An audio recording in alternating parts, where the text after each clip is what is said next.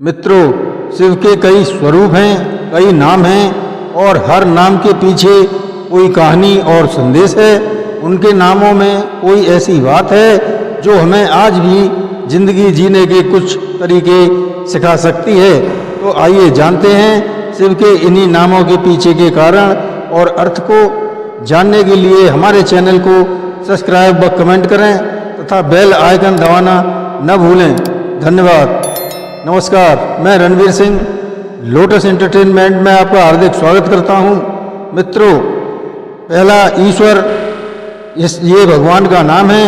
महाभारत में विष्णु सहस्त्र नाम स्तोत्र में वेद व्यास ने भगवान शिव के लिए ईश्वर शब्द का इस्तेमाल किया है। शिव पुराण में भी शिव को कई जगह ईश्वर कहकर संबोधित किया गया है। ईश्वर का अर्थ है स्वामी यानी मालिक।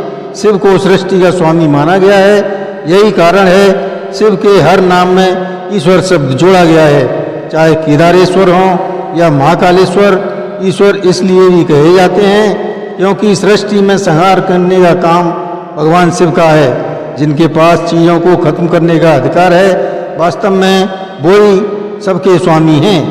दूसरा है चंद्रशेखर। चंद्रशेखर ये भगवान शिव का नाम है।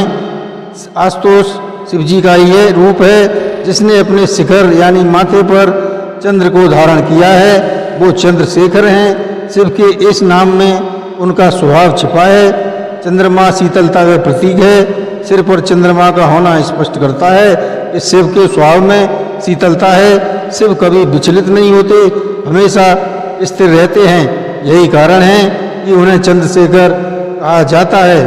तीसरा नाम है भगवान श्री नीलकंठ। ये शिव जी का तीसरा नाम है। नीलकंठ यानी जिसका गला नीला हो। शिव पुराण के अनुसार जब देवता और दानवों में समुद्र का मंथन शुरू हुआ तो सबसे पहले उसमें से हलाहल नाम का विष निकला, जिससे सृष्टि का विनाश होने लगा। तब सबकी रक्षा के लिए शिव आगे आए और सारा विष उन्होंने अपने गले में अटका लिया। विष के असर से उनका गला नीला पड़ गया और वे नीलकंठ कहलाए। वास्तव में यह विष बुराई का प्रतीक है। शिव का नीलकंठ स्वरूप हमें यह सिखाता है कि आप बुराई का असर न खुद पर होने दें और ना ही समाज पर फैलने दें। उसे ऐसी जगह रोक लें जहाँ से वो आगे न बढ़ पाएं। चौथा स्वरूप है बाघंबरधारी का।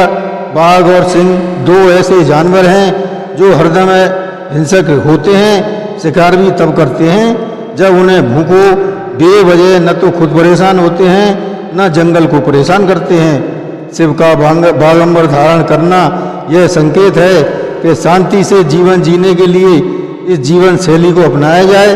ज़्यादा समय अपने लिए और अपने परिवार के लिए निकालें। धन और रोजी रोटी कमाने के लिए उतना ही समय दें जितने में आपकी ज़रूरतें पूरी हो सकती हों। एक बात और जो बाघ में समान है, इनमें कुंडलिनी नामक काफ़ी सक्रियता होती है। अपने 20 किलोमीटर के इलाके में आने वाले हर प्राणी का इन्हें कहीं भी बैठकर अनुमान हो जाता है। ये अपने ध्यान में पक्के हैं। बाघंबरधारी शिव कहते हैं हर इंसान को ध्यान करना चाहिए। पांचवा भगवान कैलाशपति हमें सिखाते हैं। शिव कैलाश पर निवास करते हैं, इसलिए इनका नाम कैलाशवासी या कैलाशपति है। वे अपने व्यक्तित्व व वैसे ही हैं, इसलिए उन्हें कहा जाता है कि कैलाश ऊंचाई का प्रतीक है, सबसे दुर्गम है। आज भी कैलाश मानसरोवर की यात्रा सबसे कठिन है। विद्वानों का मत है कि कैलाश की ऊंचाई का प्रतीक है। शिव अपने तप की ऊंचाई पर हैं, समाधि के शिखर पर हैं। कैलाश पर बैठे शिव में हमें एक गहरी बात समझाते हैं। गले में सर्प, शरीर पर भस्म और कम से कम साधनों के साथ वे अपने बर्फीले पहाड़ पर रहते हैं। यह आत्मसम्मान और जीवन मूल्यों के लिए समर्पण का संकेत है। आपके जीवन में संसाधन कितने ही कम क्यों न हो, धन, वैभव और सुख की भी कमी रहे तो भी आत्मसम्मान और जीवन मूल्यों की ऊंचाई को कम न होने दें। ये हमारे शिव जी हमें सिखाते हैं। छठवें हैं भगवान महाकालेश्वर। सीधा सा अर्थ है जो कालों का काल है। मध्य प्रदेश के उज्जैन में इसी नाम से ज्योतिर्लिंग भी है। काल के दो अर्थ हैं, एक मृत्यु, दूसरा समय।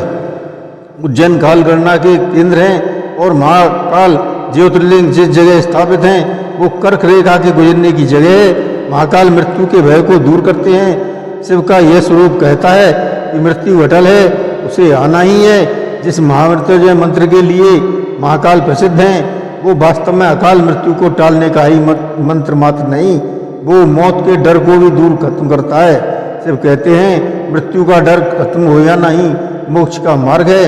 कोई भी प्राणी तब तक मोक्ष प्राप्त नहीं कर पाता जब तक कि उसके मन से मृत्यु का भय दूर न हो जाए। हर हर महादेव।